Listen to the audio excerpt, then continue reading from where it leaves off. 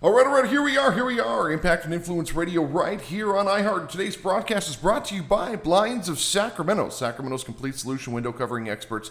Give them a call, 916-790-8689 or blindsofsacramento.com. Now, today, we've got Dennis Freeman from Liberation Foods, hooked up with Frank at one of the local networking events, and then I ran into him at a couple of other events, and gotten to know each other a little bit, and we're going to be learning more and more about his business today. So how you doing, brother? Hey, I'm doing great today. Thank you for having me. How are you? Absolutely. Good. So what possessed you to start joining the business networking thing? Yeah, it's always been important in my field and also in business in general to go out there, meet new people. You'll never know who you're going to meet. It could be a friend. Amazing. Yeah, it could be a new customer. It could be a supplier or another business venture. It's an adventure. What I find really interesting about the networking is I'm running into people that I haven't seen in years. And I'm like, holy crap, you still exist, bro. Like, that is so cool, dude. You're still here. That's yeah, right. Keep going, keep trucking. I know. They have a little bit more gray hair, a couple more wrinkles, but no, and it's like you pick up right where you leave off. Yeah, it's so cool. So cool. All right, so talk to me. What is Liberation Foods? Who are you? What do you do, man? Absolutely. So we're a caterer, and we are located in Elk Grove here in the Valley. We do weddings, we do corporate parties, small parties, fundraisers, you name it. So we've been in business for 9 years, and I love Italian food. I'm the chef and the owner. We also have different other chefs that are on the team, and American food's fantastic, Asian food, you name it. So we do any type of food, any type of cuisine. The biggest type of events we've ever done, so we've been the producer of concourse events at stadiums, so about 40,000 people. Mm-hmm. We have 4 different concourses. And then we'll also do really small events. So if you're just looking for a high-end event for 10 people, we'll do that as well. Now, are you doing anything with the car clubs and all of that? No, not familiar. Because you've got like Monterey Car Week and all of that coming up here. Oh, that's right. We done Monterey a couple of years ago. Mm-hmm. It was great. Mm-hmm. I had a ton of fun. It is a little bit out of our service area going to Monterey. Yeah. Well, and how does that work? I mean, you have a kitchen that you cook in, an industrial kitchen, and then you bring all the food out? Or do you essentially bring a stove out and the ingredients and cook it right there? Both. Wow. Yeah, you in this world, you just have to be flexible. Sometimes people just want to drop off, or you're just bringing in the food and you depart. Sometimes they want you to cook in front of them, like a live chef or a live cooking event, where they can see it and smell it, and so they can really start salivating when they arrive to the event, which is a great ambiance and the flavors in the air, literally. And then sometimes you cook it offsite and just ship it in. There's no kitchen, there's no prep space. You just have to work with what you have. And it's really important for us to know in advance what we're walking into so we can be prepared. Okay, so I have a proposal for you. So we have a beautiful facility here. This is like a resort that we're at here. And I'll give you a tour once we get out of here. It's really awesome. We have indoor golf and all kinds of stuff. That's awesome. It's wild. It's a really cool place. But the point is we have this beautiful lounge downstairs. That gentleman that was out in front of that truck, he's one of our clients in the magazine. But him, myself, and our cousin, which is literally his best friend. She lives here as well. And we've been talking about doing a networking event down in that space. There's a full kitchen down there. Oh, perfect. And so we've got a beautiful 10-foot fireplace, and there's seating, and there's tables for networking, and you've got the theater down there. You can open it up and have the theater. And there's like all these different elements. And I'm thinking to myself, like, that would be friggin' awesome to have you down there using that, using the kitchen and making hors d'oeuvres and it's we'd supply the food, you supply the manpower, sure, and it would be a great networking opportunity to bring some just real business people in, and it would be. I'm thinking, I don't know if I even want to promote it. Like, I want to do invite only, have it private. Yeah, 10 or 12 people. It's a couple of hours. We're just really and it becomes an experience for people. Yeah, and you bring food into the element, and someone like me, like a chef, and you just get best ingredients you can possibly get. If we can get farmers market, fresh to source, I'll help you create a menu, do a procurement list, show up a couple hours early, have service, and we can talk about the food and cuisine and have it just really be so cool, a great show. Yeah, it's a great experience. Let's talk about that. Of course. All right, let's talk about that, because we can bring some really high end people out, people that have some coin to spend, and the whole reason we want to do this, of course, is to grow our business, right? And so we want to get everybody connected to the right people. That's why we do the car week.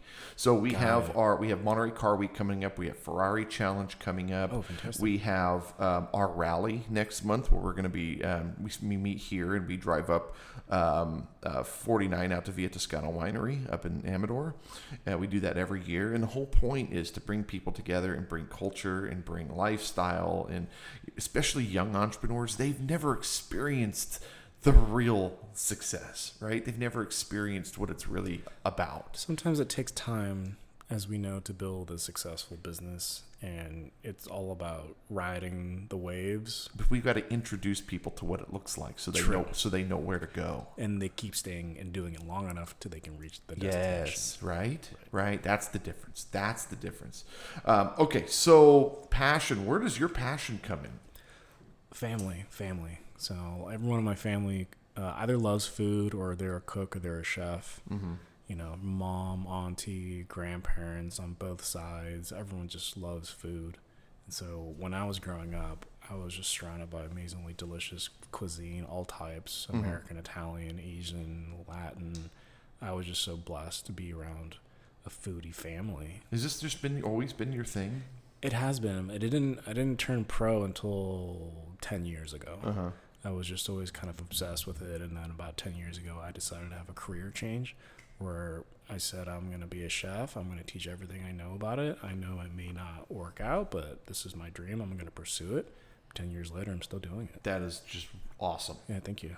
That is awesome. Okay, so a couple of things. Number one, I need to get you in the magazine. We need to do a story on you. Of course. We'll talk about that in a little bit. But I think you need to be in our circle. I really do. I want to introduce you to some just great people. Obviously, you're already working with Mike. Mike just came aboard. And what's funny, this is what I love about what we're doing here.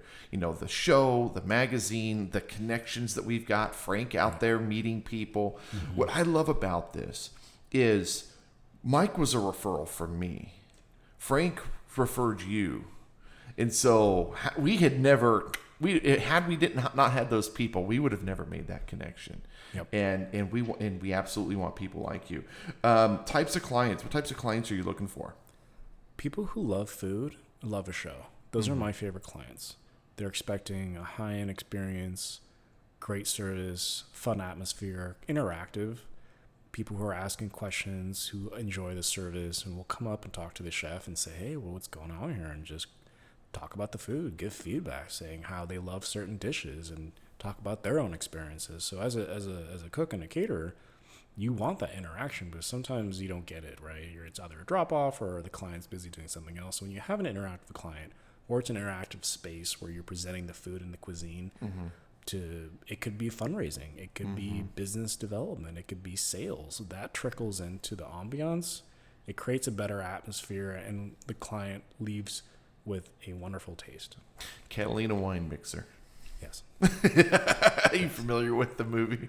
No. Step Brothers? You don't know Step Brothers? I've seen Step Brothers. I can't remember that scene, though. That's the helicopters. They're trying to sell the helicopters at the end, so they have the big party on Catalina. Okay. I get the picture now. Okay. Catalina Wine Mixer. Oh, my God. All right. So, now, types of cuisine. Well, you keep using this word cuisine. I'm not a foodie, so I don't. I just say I want a good plate of food. And it's hard to find good food in Sacramento, first of all. When my wife and I, when we really want to eat well, we go to Sausalito or we go to San Francisco. Right. The closest we found is Davis. Paisanos in Davis is just phenomenal in our opinion. Or we go to Tipia Serra in San Francisco, or we go to the Spinnaker in Sausalito. And those are like our three spots.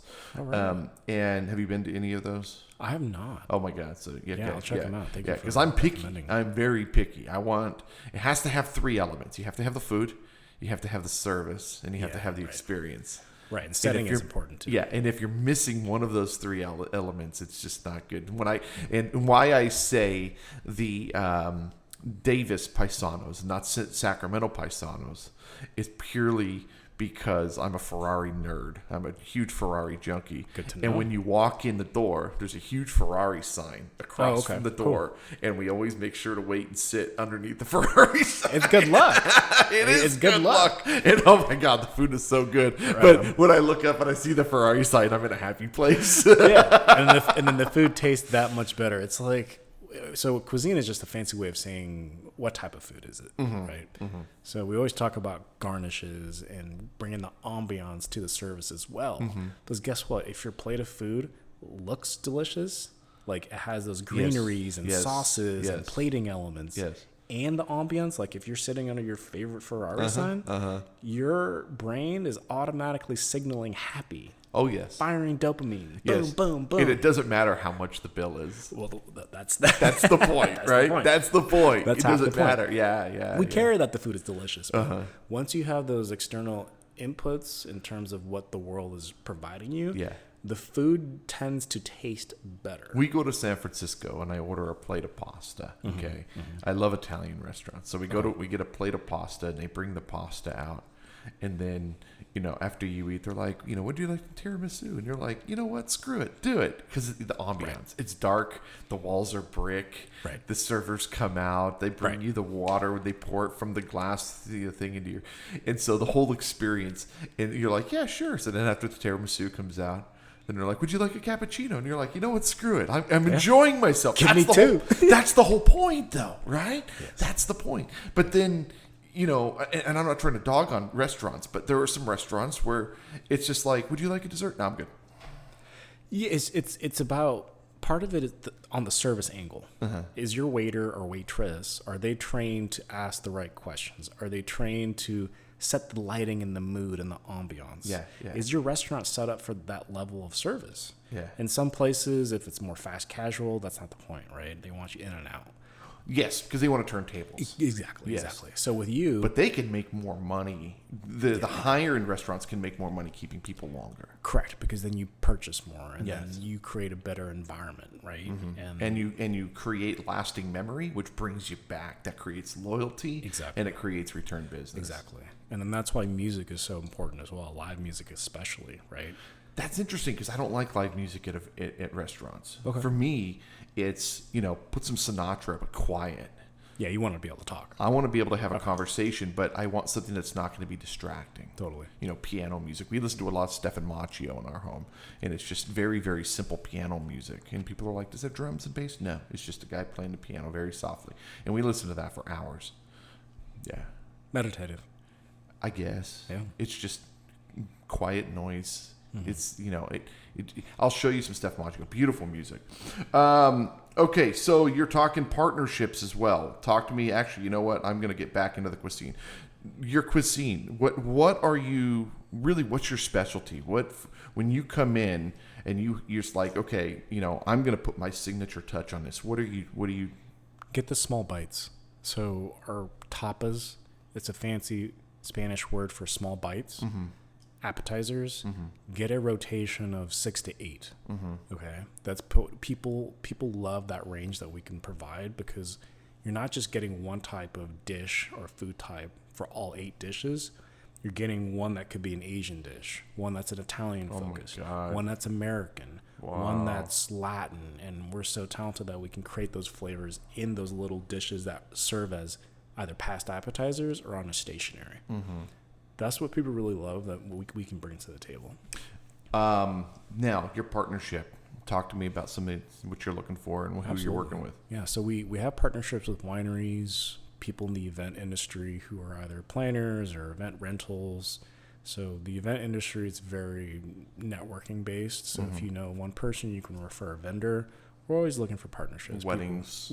Not just weddings, even just private dinner clubs, for example, right? So if a group wants a dinner once a month, right, and they bring 20, 30 guests and they want the chef to come in, the cook, that's something we can do as well. So one of the things that I wanted to create is I've always had a fascination with the old 1960s Playboy culture.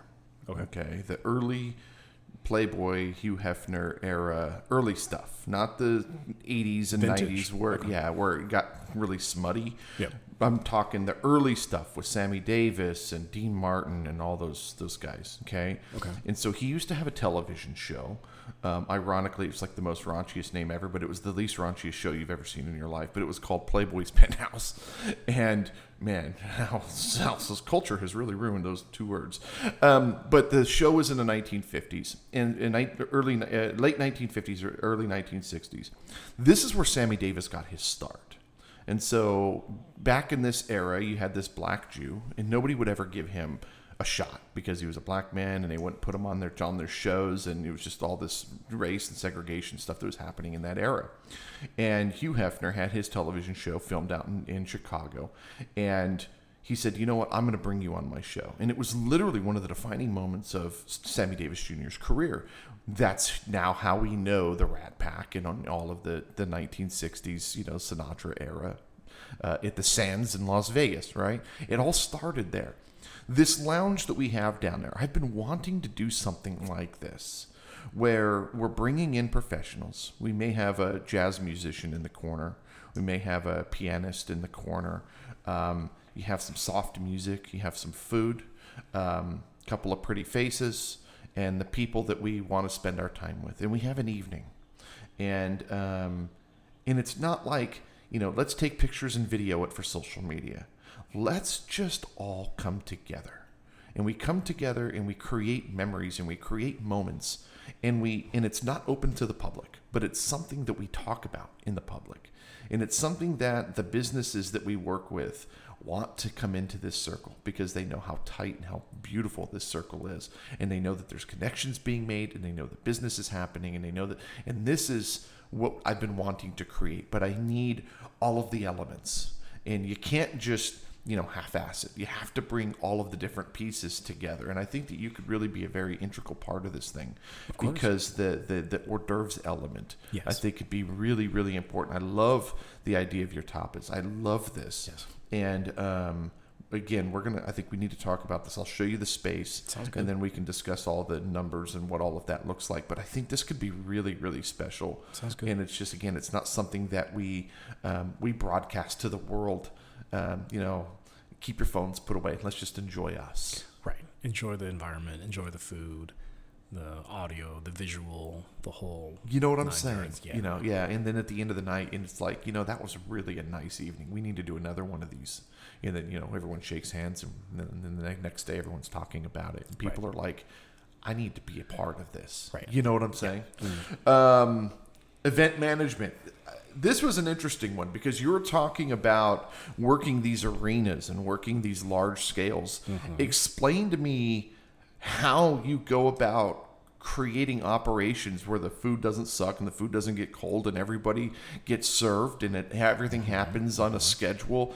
How do you do this? A lot of it is trusting a team that you've built over years, right? So since I've been around doing this almost 10 years, mm-hmm.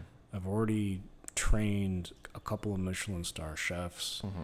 We have captains or event servers and planners who could join our team. They already know what to do. They've done hundreds of events. Mm-hmm. So it's really having a structured team that knows how we operate as a company, how I operate as a chef, and what their responsibilities are. That's the most important, number one. Mm-hmm. Number two, client expectations. Or if you're at an open sale event, ticketing event, understanding what the expectation is from the client and good communication about what time things are going to start, what facilities are available in terms of equipment, what mm-hmm. kitchen facilities are available in terms mm-hmm. of what we can do there, and then just making sure that you execute well and that the clients are happy based on their delicious food. Wonderful. Dennis Freeman, liberationfoods.net, 408-666-1106, 408-666-1106. Anything you want to add before we get out of here, brother? Yeah, thank you so much for having me, and I hope you guys have a fantastic day. Hey, thank you for being here, and my gosh, man, thank Frank for bringing you onto the show. You absolutely need to be a part of what we're doing. Dennis Freeman, liberationfoods.net, 408-666-1106. Thank you again, and thank you guys so much for listening. We'll see you next time. Bye-bye.